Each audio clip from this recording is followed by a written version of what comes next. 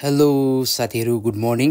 र कतिजनाले चाहिँ मलाई सोध्नु हुँदै थियो है, र रेडमीको टिभीमा चाहिँ तपाईँको एचडिएमआई कनेक्ट चाहिँ कसरी गर्ने भनेर।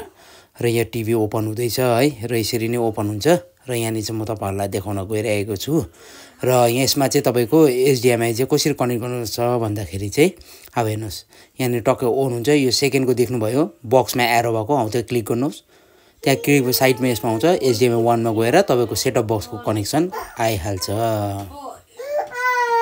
र अब यस्तै कनेक्सनहरूको लागि चाहिँ तपाईँहरूले है मलाई सम्पर्क गर्नुहोला। See you next blog. म अझै तपाईँहरूलाई यस्तै राम्रो राम्रो ब्लगहरू लिएर आउने छु है त।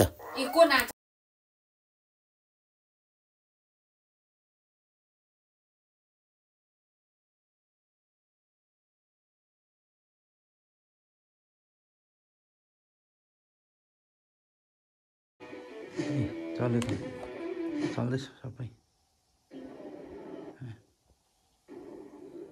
दुनियामा महान उद्देश्य लिएका मान्छेहरूले